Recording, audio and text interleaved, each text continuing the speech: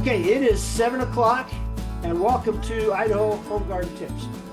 Um, we get questions every year about growing blueberries, and generally speaking, it's not one of those topics that we cover down here in southern Idaho so much, but it's something that can be done in northern Idaho quite easily. So we've got Jennifer Jensen here.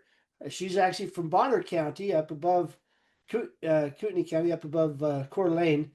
She's going to talk to us about growing blueberries in Idaho and hopefully give us some tips on, for those of you who are die-hard and you just got to grow your blueberries, maybe there will be some things you can do down here in southern Idaho to make it successful. My opinion is it just makes really expensive blueberries, but that's I guess there's some satisfaction coming from growing your own blueberries. So, Jennifer, we're happy to have you here to help us with this very important topic. Well, thank you, Ron. Thanks for having me. And yes, we'll talk generally about growing blueberries and maybe some tricks that you can utilize down in southern Idaho to help your blueberries grow a little bit better. So, as Ron mentioned, I'm the extension educator in Bonner County, the Sandpoint area, and definitely a little bit different growing conditions than southern Idaho. And we do grow a fair amount of blueberries just in home gardens and then also um, in larger scale production, nothing too huge, but we have some growers that are producing large enough volumes that they're selling at farmers markets or even to some of the local grocery stores here. So let's talk about blueberries. They are in the Ericaceae family or Heath family. And there's a number of different species of vaccinium. So vaccinium's the genus for our blueberries. And there are a lot of different species of vacciniums. Now, the top one there, Vaccinium corymbosum, that's generally considered the northern high bush blueberries. And that is what a lot of gardeners and small scale production folks are growing in this inland northwest area. You will see that depending on when the publication was put out, in some cases they have grouped the rapid eye blueberries, which are sometimes listed as Vaccinium ascii or Vaccinium variegatum. And but then more recently, some of the taxonomists have grouped those together with the high bush blueberries. There are also low bush blueberries that we see more commonly in the northeastern or generally eastern part of the US. But occasionally I see those at some of the garden centers out here selling them as well. And then there's also southern high bush blueberries. Now, there are other vaccinium species, a number of different species. We do have some native Vaccinium membraceum, and possibly you might see some of the deliciosum, the cascade or blue huckleberry. The other one's often called the mountain huckleberry. Those are just other species of vacciniums that you may see. At least up here in northern Idaho, we do see them growing, especially at higher elevations, and occasionally at some lower elevations. There are a number of other vaccinium species, and it is always a good idea when you're researching your plants to look at those scientific names, but some of them do have very fun common names like the farkleberry or the whortleberry, bilberry, cowberry, lingonberry. Sometimes you might see lingonberries available in garden centers as well. So they all have fun names that make me think of the Charlie and the Chocolate Factory movie where they talk about a snozberry, and who's ever heard of a snozberry? But these are all real berries, just different common names for them.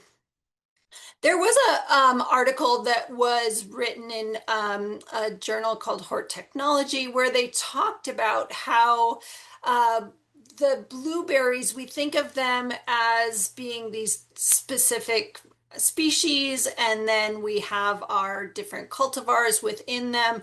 But because of breeding, a lot of these cultivars that you might see actually have a different degree or percentage of these different species in them as a result of the breeding process. And so when it comes to narrowing down the exact species, it may be a little bit difficult. A little bit of the history of blueberries, of course, they are native to North America, and so they were an important food source for Native Americans thousands of years ago. They do keep longer than some of the other berries, so that was important for the Native Americans. They were eaten fresh during season, but then dried and stored for winter. And they were used in soups or sometimes as a rub on meat. And these Native Americans then shared this knowledge of the blueberries with European immigrants, which led to more production. Um, and they used to refer to them as starberries because of the five-pointed star at the uh, bottom of the fruit there. And they did create this dessert. Don't know exactly how to pronounce that. Swayatog, simple pudding made with blueberries, cracked corn, and water. Um, and you can't quite see, but in that photo there, we have some of the low blueberries growing wild in northern Wisconsin. Now, more recently, with their history, part of the reason why they became the desired fruit that they are today has to do with the work that Frederick Colville and Elizabeth White did. Frederick Colville was the chief botanist for the USDA. I believe he started in 1893. And then in 1910 or the early 1900s, he started to work on blueberries. Meanwhile, Elizabeth White was also interested in the potential of blueberries. She was the daughter of a New Jersey cranberry farmer, and she thought that blueberries had potential, even though it was not something that growers were producing. They really hadn't been domesticated at that point. So, Frederick Colville and Elizabeth White worked together to identify wild plants that had these desirable traits. Frederick Colville, during his research, was the one who realized the importance of soil acidity and also worked on research regarding the effects of cold on and blueberries and their pollination. And then it was in 1916 that they succeeded in cultivating blueberries. And so from then, they just became even more desired.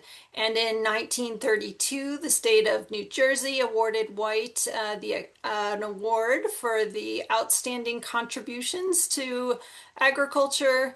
And between 1942 and 1962, there were more than 200,000 seedlings that were spread across 13 different states. And I suppose the rest is history from there. They are a long-lived perennial, deciduous woody shrub. They've got alternate leaves, ovate in shape. The stems start out green, yellow. They will sort of turn red in winter, and then the mature stems will have a brown color to them. Their height depends. So with the northern high bush blueberries, they'll grow to about 6 to 7 feet tall. In some cases, they might get as tall as 12 feet, but that's going to be rare. And then they'll have a width of about 8 to 12 feet. Again, depending on the health and whether this is a good, happy high bush plant. The low bush blueberries will only get about a foot tall, so they are quite smaller than those high bush plants.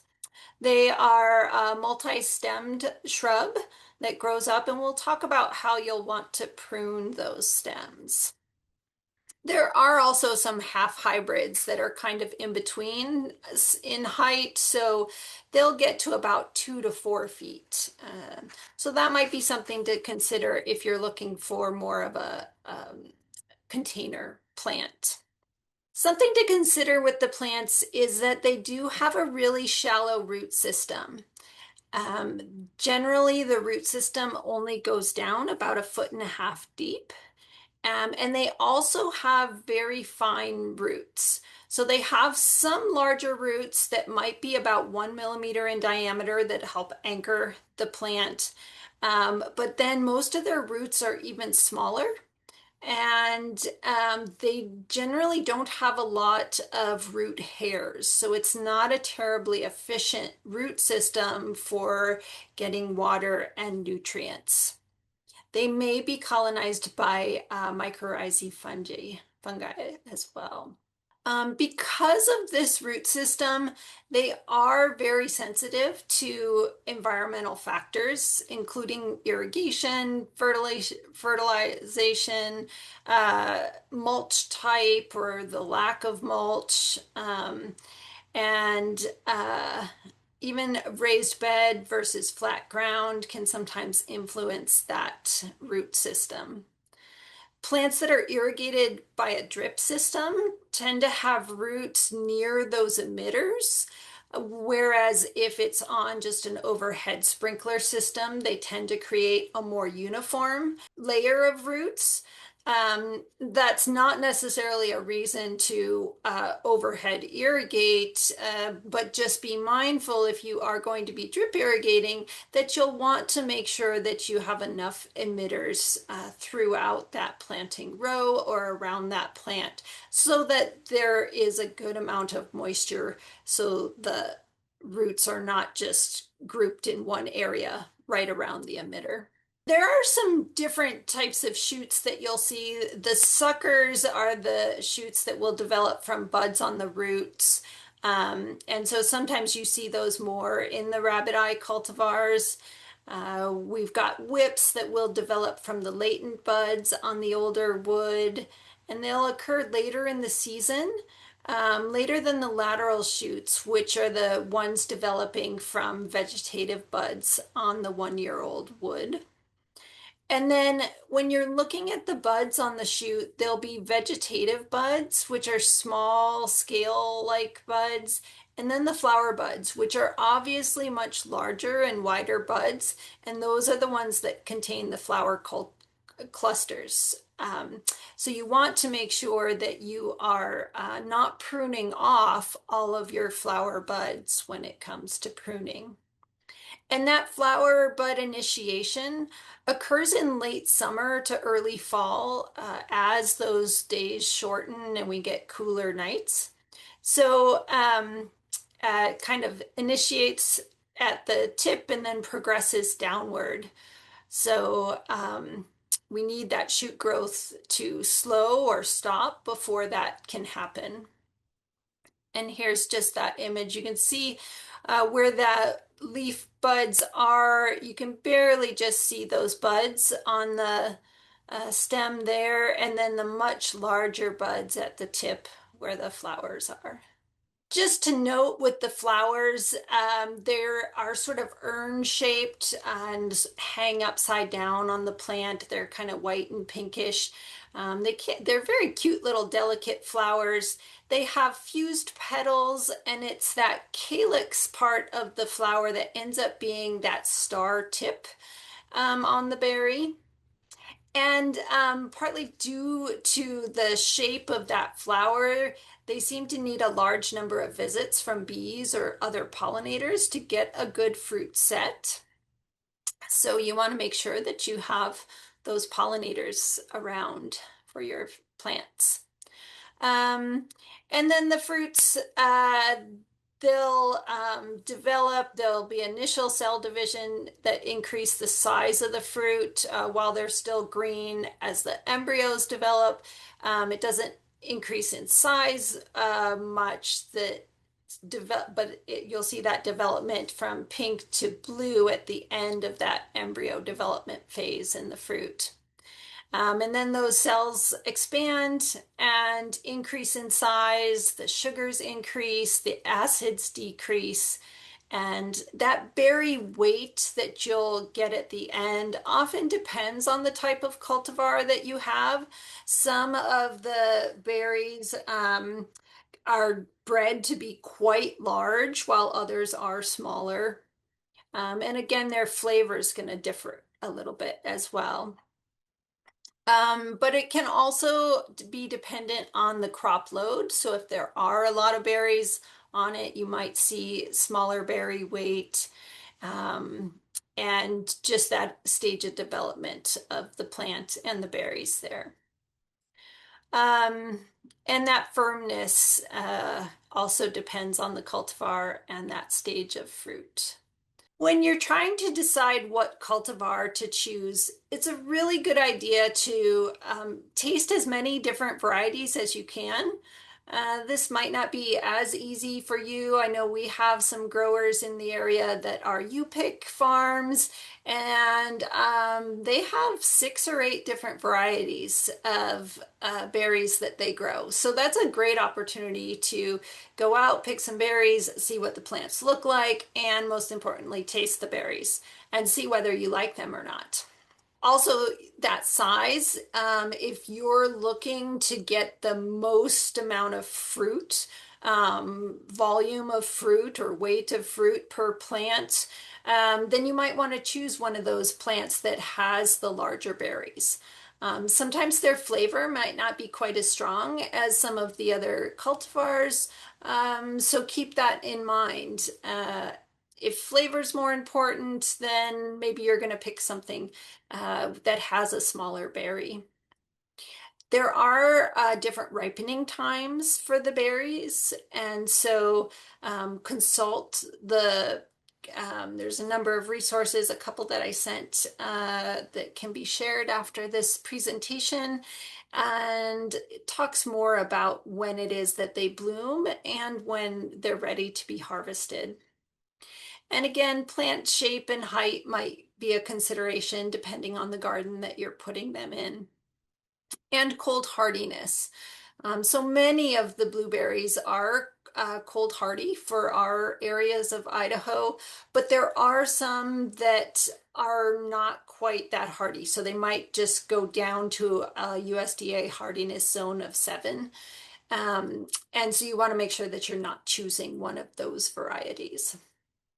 Another characteristic that I didn't add here, but I'll mention now, and probably again, they are looking at breeding some varieties that are more tolerant of higher pHs. And so some have been identified as not being tolerant of pH. So Spartan is one cultivar that is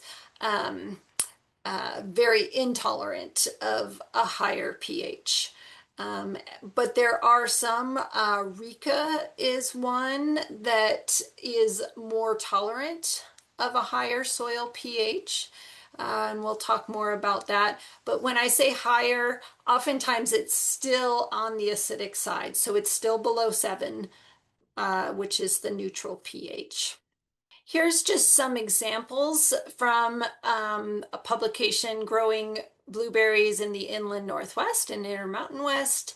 And just to show you some of these different types. So for instance, something like Duke is hardy down to zone 4. It'll grow about 4 to 6 feet tall. Fruit size is medium to large. It's a lighter blue fruit as opposed to a dark blue fruit with more of a mild flavor. But it is, like I say, a bit of a larger berry. So I know talking with growers that have U-picks, they say sometimes folks gravitate towards those larger berries because they can fill their bucket up more quickly. So you get a good size yield, and they're good for areas that may have those late frosts. Versus something like the early blue, it's not going to be quite as cold hardy, so just down to zone 5, about the same size, good flavor, not as high of a yield though, smaller, still has about medium to large fruit size, but overall yield is going to be less. So there are a number of different cultivars to choose from, and I suggest looking more through this publication. And also, Oregon State has a publication on growing blueberries that talks about different cultivars as well. So there's just a lot, too many to go through tonight. So we'll move on. Like I say, the hardiness will vary depending on the cultivar. Some do go down as low as zone 3. So if you're in a particularly cold area, that might be something to look for. As they get acclimatized to the colder temperatures in the at the end of the season, um, they need this process that they go through to become at their most cold hardy state. If they have late flushes of growth, maybe you fertilized late in the season, those are going to be more sensitive to frost damage. They really need to go through this process where it starts again when the temperatures are they're too cold for plant development and that flower bud differentiation. And it's initiated by the temperatures and the daylight hours as those start to decrease. The length of this full process to become cold hardy depends on the climate and the cultivar, but at the end of this period is when they are at their most cold hardy state.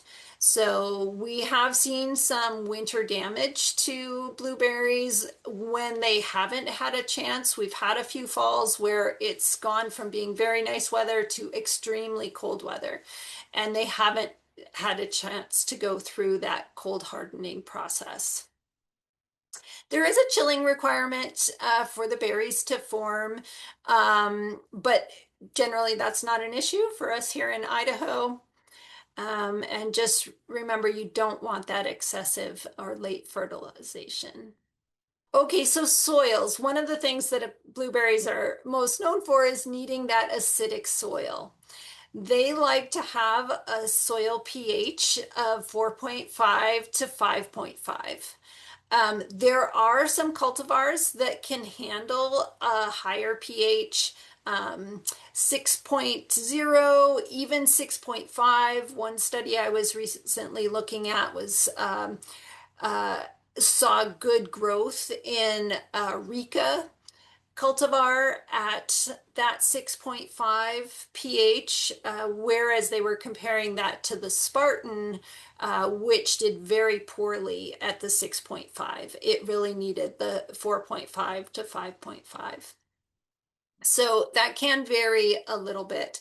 But once you get above 7, that's really when you're going to see the blueberry suffering. One from iron chlorosis. So as you go down into the lower or more acidic soil pH levels, you'll see on this graph here that we have a wider bar for iron. So that means that the iron is more available at that level, and the blueberries do take advantage of that. This one study that I was reading recently did suggest that there's a whole host of other factors happening. They were specifically identifying different genes within the cultivars and some that became more active at the higher pHs. And so they were looking at identifying which genes might be most related to this tolerance of soil pH. So maybe in the future there will be more blueberries bred that can tolerate the higher pH levels. In the meantime, we generally need to try to lower that pH or grow them in an environment that has that lower pH soil. So oftentimes you might be adding some sulfur to the soil to help lower that. Some of the acidifying fertilizers that are made for plants like blueberries that like the acidic soil, they will have some of that sulfur in it that helps lower that soil pH. They also need just well-drained soil. A sandy loam or silt loam is best with a good organic matter content. So if that is not your soil, then you might consider growing them in a container or a raised bed where you can more easily manage that soil pH and the overall nutrients. This one study was also noticing that it was not just the iron, but it was a number of other nutrients that were affected by that pH level in the plants. So creating a raised bed, or I have grown blueberries in a large, like a half barrel container, and those did grow very well for me until we had a winter that got down to -25, and they were not protected, and they did die that winter. But they grew for several years, but prior to that. But here's a raised bed where they've got some blueberry plants growing, and you can amend that soil so that it is most suitable for the plants. Here's an example of what plants may look like if they are growing on soils that have a higher pH and might show some of the iron deficiency. Generally, it's overall stunting. There's not a lot of growth. The leaves that are there are yellowing. And the reddening can also be a factor of some other nutrient deficiencies as well. So if you're interested in growing them, you can take softwood cuttings in about May, use some rooting hormone with fungicide and keep them well misted, or hardwood cuttings that are taken while they're dormant can also be used if you're interested in going that route. Generally, we're planting about 2-year-old plants in the spring. And again, that spacing is going to depend on the exact cultivar that you're planting, but about 4 to 5 feet apart. And if you're growing in a large space with many rows, you'd want about 8 feet between rows. Make sure that you are not planting the plants too deep. Make sure the soil is firmed around the plants so that those roots are not exposed to air pockets. And oftentimes you don't want to allow the plant to produce fruit the first year, or at least limit it for that year and the next as well, just to help the plant get established. And then mulching. Mulching is going to be very important. You want about 2 to 3 inches of an organic mulch, like sawdust. You can sort of see that in the picture on the right. You can also use a weed mat, a black plastic weed mat as a mulch to help keep the weeds out and keep the moisture around those roots that are so delicate and near the surface. If you're going to use a black plastic mulch, it's good to have that irrigation line run underneath it. And also it's good to have it be able to open so that you can add fertilizer to it. So as you're watering them, you want to remember that they do tend to be sensitive to drought. So that mulch will help with that. And then watering at about 1 to 2 inches of water per week. And really just trying to keep that soil moist, not overly wet, not waterlogged. You want that good drainage in the soil, But down where the roots are under that mulch, it should be moist. And fertilizer, you know, we have a schedule here. So the planting year, you're going to use less. And then as those plants grow, you're going to use more. And be sure to check the pH of that soil, possibly every year, especially as you're amending it to make sure that you've added enough sulfur to keep it at the right pH that you're looking for, or at least every other year or so. And when you're pruning your plants, you want to do that each year once they're established. And a good rule of thumb is to remove two of the oldest canes and then retain two of the most vigorous suckers from the base each spring for the plants that are about 6 years or older. So the weaker, older shoots you can remove. Some of those younger suckers that are coming up that may not be as strong, you can remove those and just keep two of the most vigorous ones. They don't have too many pests, but there can be some. So keep an eye out. I've just sort of listed some of the abiotic or non-infectious things. Sometimes the drought injury is probably what you might see the most, and the inadequate soil pH or iron chlorosis. Here's another example there of the yellowing due to the iron chlorosis. We don't see a lot of insect pests on our plants up here, but occasionally you might see a root weevil, such as this one. This is what I've seen most through our plant clinic. And in fact, there's one on my plant in my own garden. And then there can be some diseases. From the home growers, we don't see too many issues with diseases. Some of the large scale productions do uh, have issues with the mummyberry disease. They will ripen over about 2 to 4 weeks. Again, that ripening period will vary by cultivar, so you can plant different cultivars for varying harvest. And it's a good idea to pick them about once a week.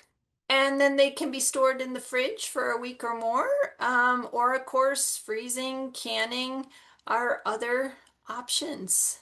So with that, I'll stop and I'm happy to try to answer any questions. Okay, we've got one in the chat. Will they grow well in a greenhouse? Um, so I think you want to make sure that they are getting the chilling requirement, especially if this is a heated greenhouse. You also want to make sure that the pollinators are able to get into the greenhouse as well. Um, Aside from that, I think there is the possibility for them. I don't have not seen that too much in this area. Okay, I have a couple questions. What's the cultivar of our southern Idaho huckleberry? So the southern Idaho huckleberry. That's a good question. Is it, I would guess you have the Vaccinium membranaceae, but we refer to that as mountain huckleberry here. And it may be a soil issue, I don't know, but northern Idaho huckleberries are larger. They grow Mm, larger than the southern Idaho huckleberries do. And I think the flavor is not quite as tart for the northern Idaho. You can fill your buckets a lot faster picking northern Idaho huckleberries than you can yes, south. yes.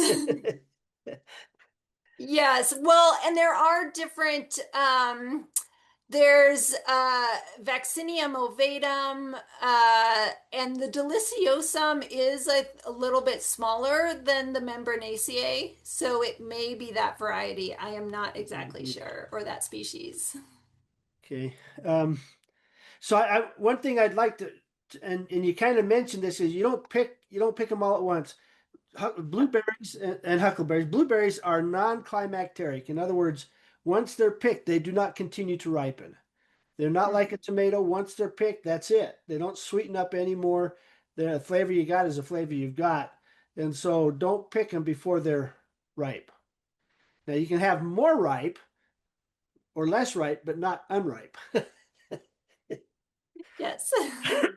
So do they know what causes mummy berries? What is it? That's a fungus, right? Yes. Yes, that is let me remind myself. Yes, it's a fungus. I'm not going to really pronounce this that well. Monilianium minia, and then it's Vaccinii carumbosoi, um, that causes that. Okay. And it can survive the mummies themselves. So the berries are sort of these whitish mummified berries basically, and they'll fall to the ground, and those mummies can survive for 5 years or maybe more. Wow. So it's a great idea to remove those if you see them, sweep them up at the end of the season. Another suggestion that they have is to layer sawdust over them, especially when the flowers start to come out that following season. Because the fruiting bodies then of that fungus, they form on the soil, and then those spores move up into the flowers and infect the fruits. I've got an answer, I think, Ron. There's that new pamphlet, Growing Western Huckleberries, and it says, like you were saying, Jennifer, Western huckleberries belong to the genus Vaccinium. Their flowers and fruit resemble those of highbush and lowbrush blueberries, which are also Vaccinium species. Western huckleberries, however, are in a different taxonomic section, Myrtilius, whereas the others, the highbush and lowbush, are Cyanococcus. So it would be Vaccinium myrtillus, Okay. for what it's worth. But very related to blueberries, and very Yeah. definitely it may be that they're the same species as the northern ones, except like we said, there's more acidic soils, better growing conditions, and they're going to grow better possibly. Yeah, and the reason, I mean, down here, our soils, and just like Evelyn points out here, our soils are basic, and our water is also basic. So even if you acidify the soil, you've also got to do something about the water, and it's not just acid-loving fertilizer. You've got acidifying fertilizer. So acid-loving fertilizer is not the same as fertilizer that's actually going to make the water more acidic or make the soil more acidic, and so. I mean, it can be done. We have some of our master gardeners who have huckleberries, and they have them in pots, so they're not fighting the native soil, but they've got to acidify the water in order to get them to survive. So Yeah, it's kind of a two-pronged deal. I did. Our district director gave us some money, and I did get a couple of water probes. They were about $300 a piece, and I'm gonna plan on having a little hands-on deal on Thursdays as soon as I can get these meters calibrated, and I'll let everybody bring their water in it, and I can test them.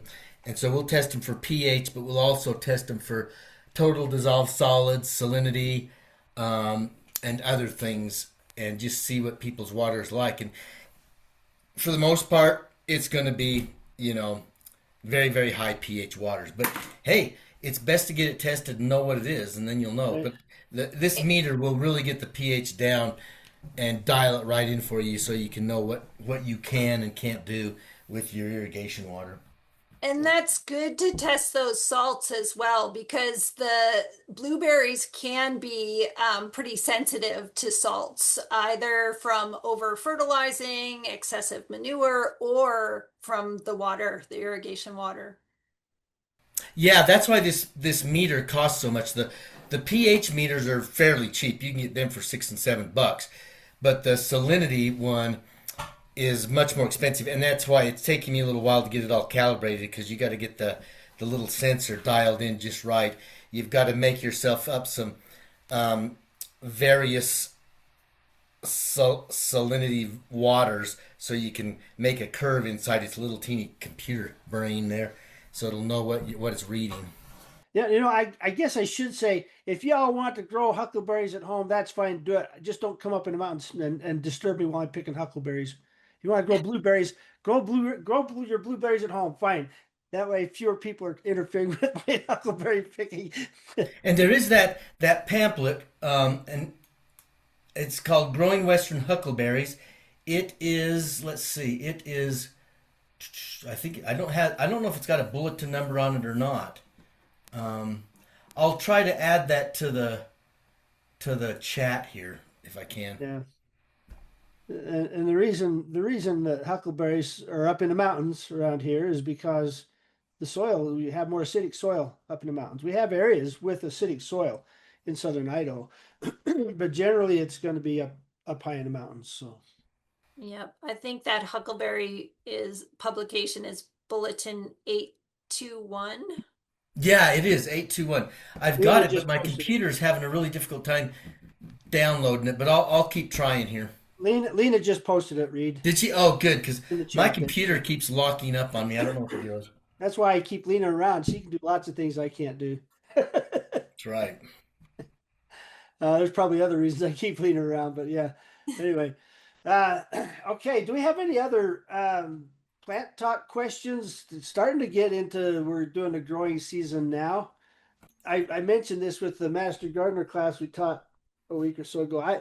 We need to be watching our fruit trees because trees react really slowly. Now the blossoms reacted real fast to the frost, the freezes that we had, and I may have a few apple trees that will have some fruit on them, but with that tissue, with the cambium was flowing water up and down, and then we got those hard freezes. I would not be surprised in a year or two to have a bunch of trees show severe damage to the trunk because of that freeze when the cells were actively translocating and dividing and things like that. I would not be surprised to see that kind of damage over the next couple of years. May not see it this year. It may be next year. We say, "God, my fruit tree has got the leaves are coming out small, and it's not. I think it's got some problems." Well, you have to think back a couple of years to kind of get that uh, figured out. But anyway, that's just you guys probably tired of hearing me say that. But be on the lookout over the next couple of years. Don't expect an immediate response on these trees. Okay, sulfuric acid in careful amounts. Yeah, yeah. Vinegar probably not so much. The vinegar that we have is like 5% vinegar. It's not that strong of an acid. Even the horticultural vinegar that they use for weed control is like 20% vinegar. Um, it could sulfuric acid is usually what they use to acidify the water, or even just elemental sulfur.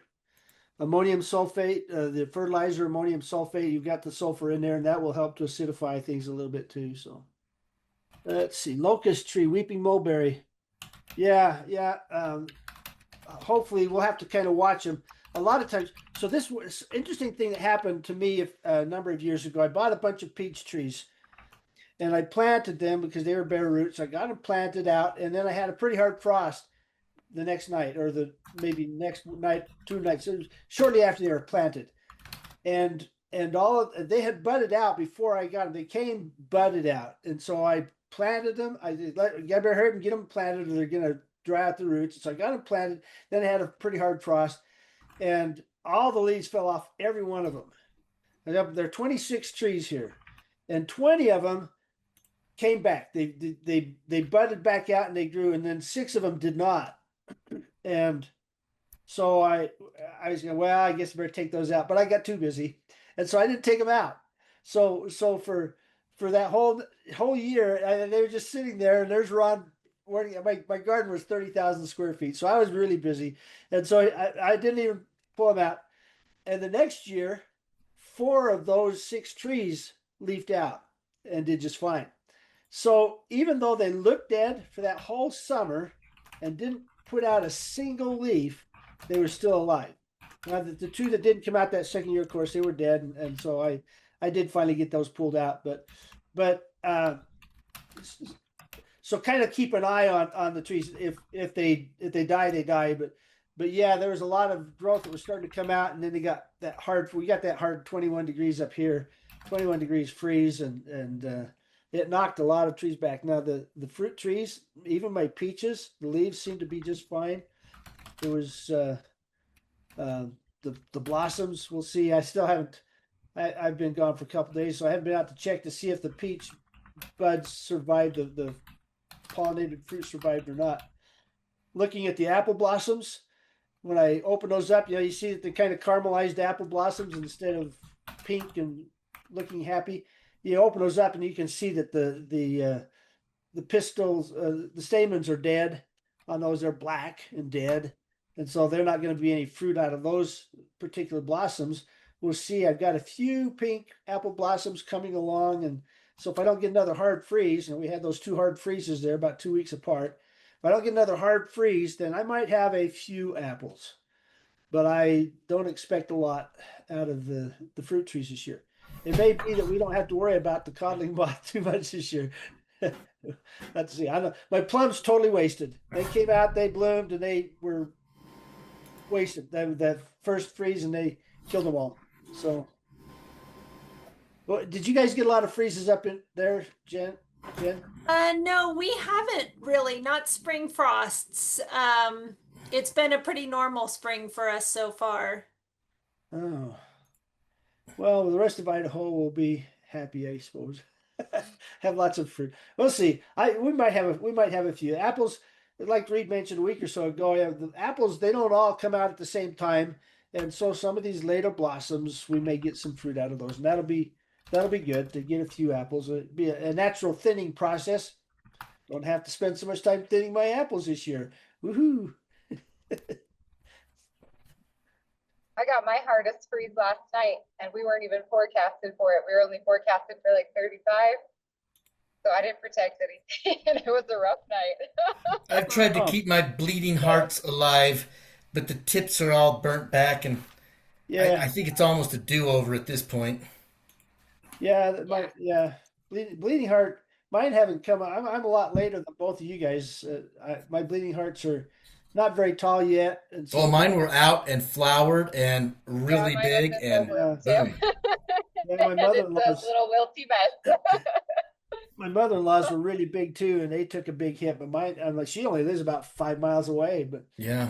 mine No, in were. Pocatello it was tough, and they were big, so putting a sheet over the top of them that did damage to them as much as the other. So it was Yeah. pretty bad either way. My tulips are still looking pretty good. Yeah, mine are too. It's weird. Frost is weird what it does sometimes. Yeah. Oh yeah, if you can tell that they're still alive. Yeah, the thumbnail test, Victoria. You just you scratch it. If you can scratch and you kind of peel off the bark, don't do it in a lot of places, but just do that, and you'll be able to see when that dies. The tissue kind of looks shrunken, and then you try to scratch it. It's really hard. If you can scratch it and you see green underneath that new bark on the new branch, new growth, then it's still alive. So, your locusts and some of those others, I'm hoping that they'll come back out and produce some more buds and have a decent. They're usually pretty late, but even some of those came out and got burned pretty bad. Did get the Yeah, and this cat. has happened multiple years with me with the golden rain tree. They'll leaf out and then lose all the leaves, but they're gonna rebud and re-leaf out again. So sometimes things aren't as bad as they sometimes seem. Some plants can recover a little better. Yeah, yeah, a lot, especially those deciduous trees do Right. they do quite well. So yeah, there's a Virginia talking about the cabbage. So yeah, I planted before that first hard frost. I had a bunch of arugula I needed to get planted out and some broccoli. So I planted them out. I got them hardened off and then planted them out. And they went through those two frosts and they're just, oh yeah, well that was kind of cold, but not too bad. They've recovered really quite well. Don't see much problem. So a lot of times the broccoli, we'll see if some of it may have been more of the wind than the frost, but yeah, some plants do well. Spinach, lettuce, arugula, cilantro. I got a lot of cilantro, volunteer cilantro growing in my garden. Lettuce is growing in my garden right now that I didn't plant. I mean, I let it go to seed, and so now I've got a bunch of plants that are growing, and they've kind of just sneezed at the frost, and it hasn't bothered them at all. So Oh, we better remind everybody to go out and check their codling moth traps. I'm gonna do that right now, Ron. yeah, we've been getting a lot of pictures come in, but I think a lot of these moths that we're seeing in the traps are not yet codling moths. There's a false codling moth that looks about the same size, but it's not got the right coloration for a codling moth, and Blotchy so instead of stripy. yeah. So yeah, let's make sure on these because we have had a couple like the one down in actually one down in Montpelier, which kind of surprised me. But and then in Oneida County, there in Malad, we had a couple cotton moths show up, but I don't think there's been any since then. And so I'm not getting too excited yet. It's been too cold at night for them to get out and about and do much. But yeah, check your traps. We need to be checking those because as soon as we get the codling moths show up, we can start tracking temperatures and get a good idea of when to start spraying for codling moth. Fire blight.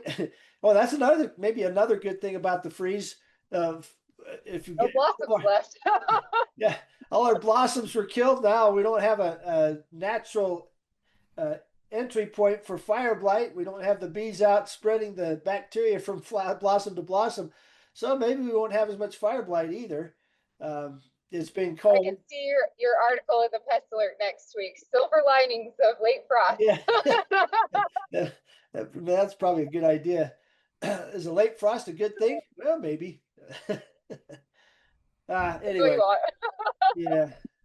Let's see. I can ask you my question that I got asked today because it was kind of a doozy. Had a lady asked me about her soil test, and she has really high phosphorus. Like, looking at the normal range on her test results was in like the teens and 20s, and she was like 295. And asking me what on earth to do about it because that was from her vegetable garden. And phosphorus doesn't leach, so that's not an option. So we kind of looked at cover crops and things you could do, but then you got to pull it all out, not till it in and start over again. So I'm just wondering, are there other things you can do? And how many cycles of a cover crop does it take to do any good? 295. I think was what it was. I can pull up my email and send you her soil test later, but yeah, Oh, it was wow. high. Yeah, I wonder if somebody had been there before and over fertilized with phosphorus for Well, a lot of years or something. I don't know. if you put a lot of organic matter on there, that can also increase your phosphorus as well. Manure can be a Yeah. big source of phosphorus. Yeah, Well, their recommendation to her was to not fertilize anymore, and I was like, that you just don't want to put more phosphorus on it. Well, if you fertilize, you'll probably just fertilize only with nitrogen.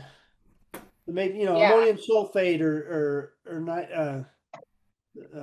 anyway, don't urea or something. Urea, something like that. You don't want any phosphorus at all. So if you're at 295, you're going to have you'll have some zinc deficiency problems, you'll have some calcium deficiency problems because it will interfere with the ability of the plant to take in those other nutrients. Well, and the other problem is that phosphorus is not easily leached out, or Right.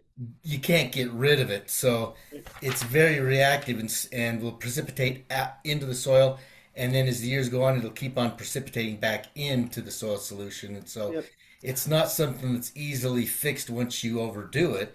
And that is the problem we have with using a lot of, dairy manure on these potato fields. We have to be very, very careful that you don't overdo it. And it's the phosphorus that is the problem in those systems. Yeah, and they have high phosphate problems. They have Looks like Julie's showing something on her trap here, Ron. Can you see it? That's not good enough to see. I'm seeing a little black dot, Julie. Send us a good picture. I can't see it. All of our old eyes looking at the Maybe Julie, if you start talking, unmute yourself and start talking, it'll show up big in our screen, and maybe we can tell then. Yeah. Uh,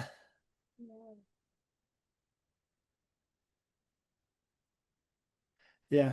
I don't know. Take a picture and send it to Lena or me. Yep. Okay. Yeah, we haven't seen codling moth up here yet. We've had one trap that had another moth in it, but haven't actually seen the codling moth yet. Yeah. Okay, start talking, Julie. Let's see if it'll show up. I just checked my trap. There are no new coddling moths. Modeling costs. Got your birds waxed. Sorry. Yeah, okay. You'll have to send us a picture, Julie, just to see. Can't quite see it. A lot of these moths that we're seeing, Might most be able of to them- share that one from today that was just full of the false coddling moth. Yeah.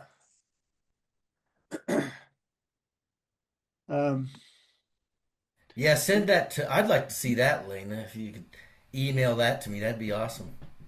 Well, I'm trying to get it in the chat right now that I've got it saved. Okay, there it goes. So this is the false coddling moth. Oh yeah, I see. Yeah, those aren't coddling moths. They look like a mutt dog instead Right, of those are definitely different. Yeah. Yeah. See, we don't have the pattern here at the tail of the wing for these coddling moths, and so yeah, the coddling moth that was in my trap, it definitely is a coddling moth. It had the right pattern at the tail end, but yeah, I haven't. Yeah, those aren't coddling moths. That's right. that should show you there. You got that brown, that copper color at the tail end. That's very classic coddling moth. And sometimes you'll see a stripe, and they'll beat their wings so much it's kind of hard to see. But sometimes you'll just see a dark stripe, and they'll have knocked off all the feathers, the fuzz on the tail end, right there. And so, yeah, I'm not too excited yet about any coddling moths or supposed coddling moths we've seen.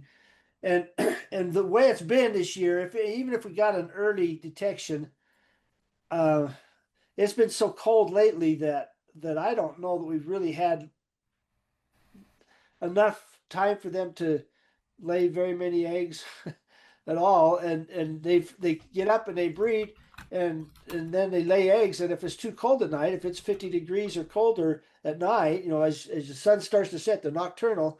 And so if it's down to 40 degrees by the time the sun sets, then they're not going to be active. They're just going to sit there, and they lose their virility. I guess virility is probably not the right word, but they're not as there's my age kicking in again.